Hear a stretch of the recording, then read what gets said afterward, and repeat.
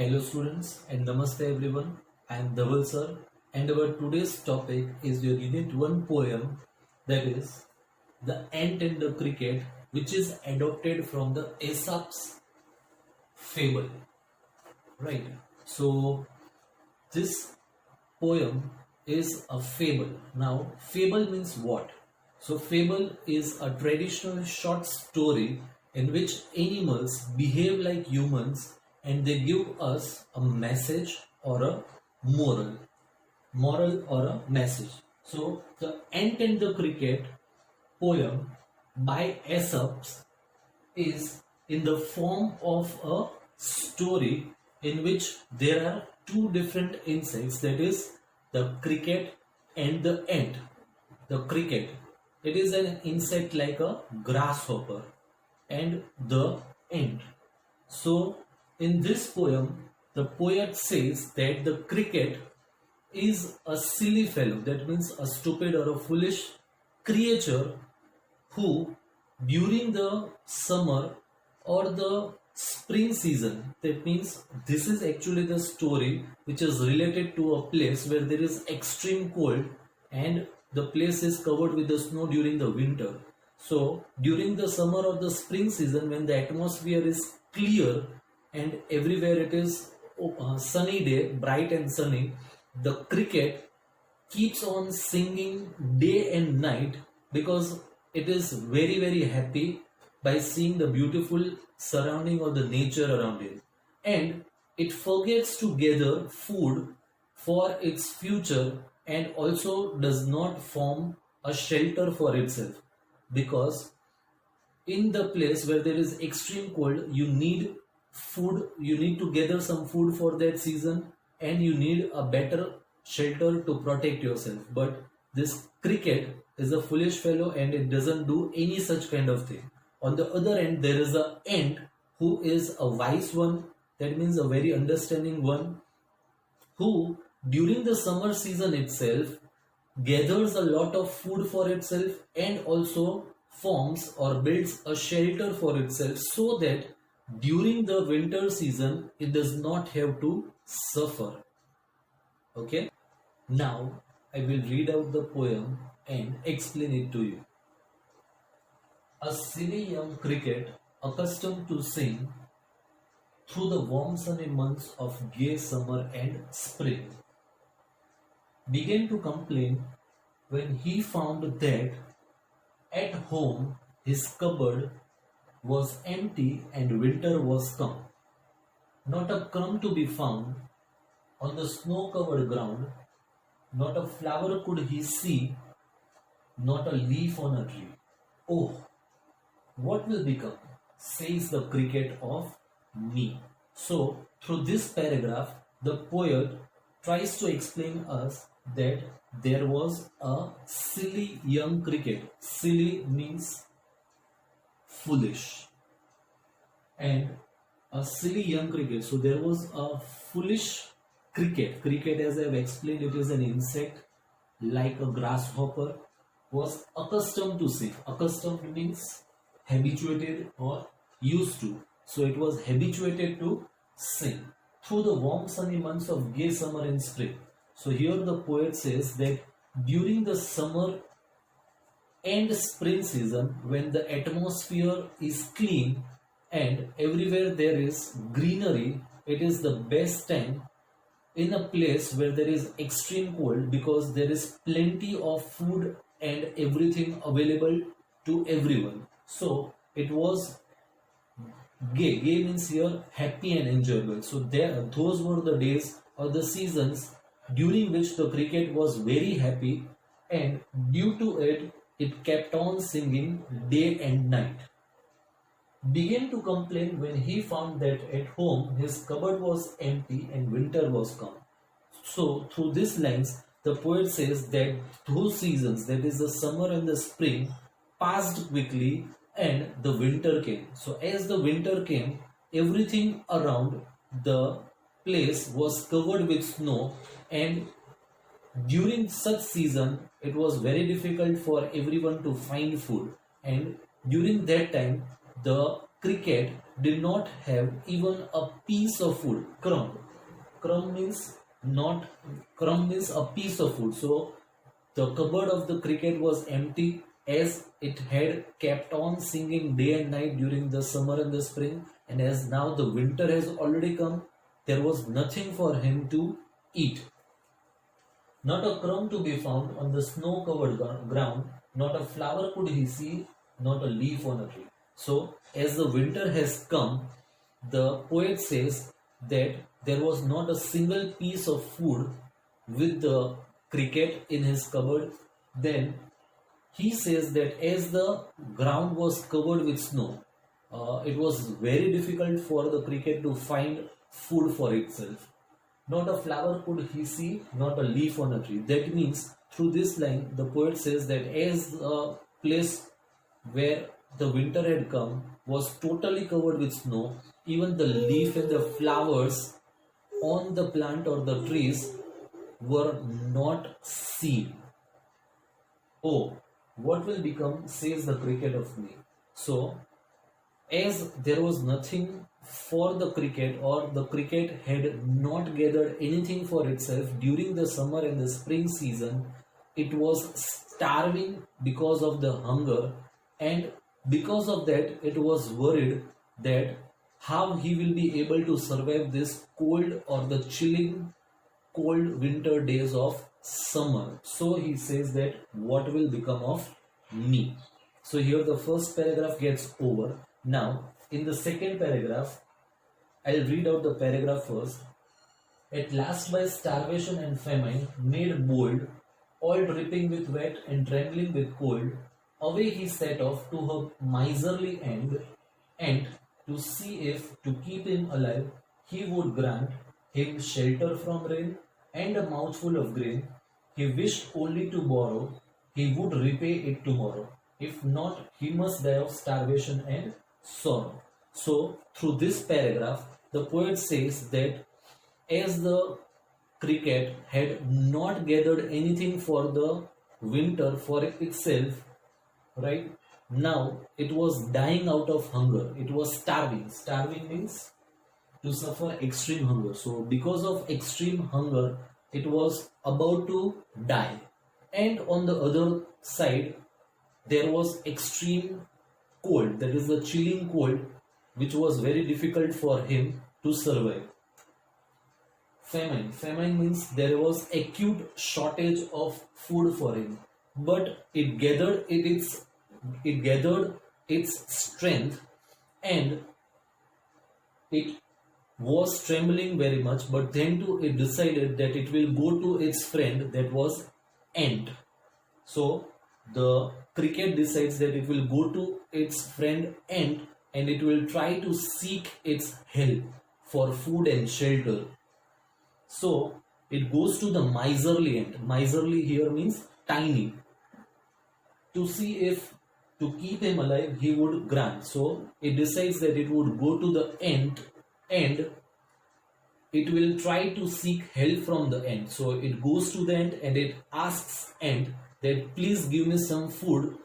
Here it is given mouthful of grain. Mouthful means a bit, that is a small quantity of food. So the cricket asks for help. It goes to the ant and asks a mouthful of grains, that is some quantity of grain, and shelter for the winter to pass. So it goes to the ant and asks for help. And it had already decided that this things, whatever it is going to take from the ant, it will repay it the next day, that is tomorrow. He would repay it tomorrow, that is the next day. And if he is given all these things, then at least he will be able to survive that day. So as we could see that in the second paragraph, the cricket made a request to the ant. So now in the third paragraph, we will see the ant's reply to the cricket. Now what the ant is saying to the cricket. So for that we'll read out the paragraph first. Says the ant to the cricket, I am your servant and friend, but ants never borrow, we ants never lend. But tell me, dear cricket, did you lay nothing by? When the weather was warm, quoth the cricket, not I. My heart was so light that I sang day and night, for all nature looked gay. You sang, sir, you say, go then, says the cricket, says the ant, and dance the winter away. So here, in the third paragraph, there is a word lend. Lend means to give for temporary use. That means to give away something to someone. Then it is lay. Lay means to deposit or to gather something. Okay, so in this paragraph, the ant replies to the cricket by saying that I consider myself as your friend and a servant. That means the ant is saying this to the cricket. But further, the ant also says that we ants never borrow anything from anyone and we don't lend. That means we don't give to anyone. That means we don't take anything from anyone and we don't give it also to anyone. But tell me, dear cricket, did you lay nothing by? So then the ant further questions the cricket that during the summer and the spring season, you didn't gather anything for your winters, that is the winter time. When the weather was warm, quoth the cricket, not I. That means when the ant is asking the question to the cricket says, no, I have not gathered anything for the winter season. My heart was so light. My heart was so light means the cricket here, he is saying that I was so happy during the summer and the spring season that I kept singing day and night and I didn't care to gather anything for the winters. So he is saying that I sang day and night for all nature looked gay, that we have already discussed. You sang, sir, you say, go then, says the ant, and dance the winter away. So the ant is getting angry on the cricket and the ant is saying that you sang for the summer and the spring season, now you do one thing, that is you do the same thing, that is singing day and night in the winter also, and the winter will pass away. That means the ant is taunting the cricket here for not gathering anything for the winter. So here the third paragraph gets ended. Thus ending, he hastily lifted the wicket. Thus ending, that means by saying so, that you keep on singing and dancing the winters also, the ant is ending its conversation with the cricket hastily. Hastily means quickly, that is hurriedly or quickly. Hastily lifted the wicket. That means wicket here means the door, right? Wicket means a small gate or the door. Lifted means to raise. So the ant is ending its conversation with the cricket. It is lifting its small door and it is pushing away the cricket out of its door, that is out of its house. And out the door turned the poor little cricket. Okay. Now last two lines. Fox. Fox means here people. I have already written the meaning over here. Right. Fox called this a fable. Fable means an untrue story. Untrue. That means which is not real. So Fox called this a fable. I will warrant it true. Warrant means to assure. That means the poet says, though the people say that this is a untrue story which is not real, I assure that, or I am very sure that this story is a real one. Why he says that this is a real one? Some crickets have 4 legs and some have some have 2. So through this last line, the poet is trying to give the reason why he considers this story as true, because he says that there are many other insects like the cricket which also don't care to gather their food and they spend their time without gathering anything. That is the four-leg cricket. That means he's talking about the other insects. And some have two. So here the two means the people, that is the human beings. So through this the poet tries to tell us that even like the cricket, there are human beings also who waste their time and they don't do whatever is needed for the time. That means they waste their time and at the last moment they regret or they feel sorrow for whatever they have done. So here the explanation of the poem gets over. Now from this story or the poem, what we learn, that is the moral of the poem. So here I have already mentioned it. The moral of the poem is, if we want to succeed tomorrow, we have to start working today. That means if we have made plans for our better future, that means if we want to become a very successful person in the future, we need to work hard from right now itself. If we waste our present, then our future will also be wasted. If we do not plan for future and at present, if we keep on enjoying instead of working, then we will surely suffer tomorrow. The same thing what I have told, that if we waste time in our present, then our future is for sure going to spoil. I'll give you one example. When I used to study, one of our teacher used to tell us that when I was in 12th standard, our teacher used to say that you start working hard and be very careful and cautious for this 5 years. And he used to tell us that if you work for this 5 years, your remaining 50 years of life will be great, enjoyable. But if you don't work hard during this precious time, that was our board, if you don't work hard during this precious time, then you need to work for the 50 hours like a donkey. That means whenever there is an appropriate time for us to work, we should work hard. And if we work hard, then our life will be beautiful. But if we don't work hard, then our life will be spoiled. Okay, that was the moral of the poem. Now I'll explain you the rhyming scheme of the poem. What is rhyming scheme?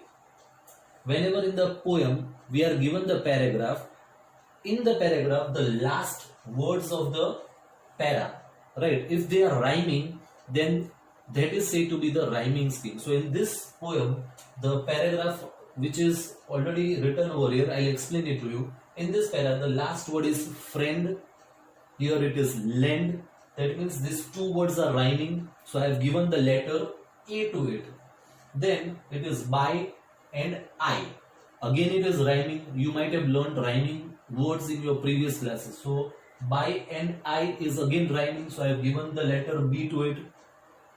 Then further light, night. Light and night are also rhyming. So here I have written C. Then here it is gay, say and away. That means these three words are rhyming. So I have given the letter D. So if in the question, if you are asked that what is the rhyming scheme of the poem, then you can write it is AA, BB, CC, D. That is triple tree. Okay, so that's it for today. I'll end my lecture over here. Thank you so much for watching my video.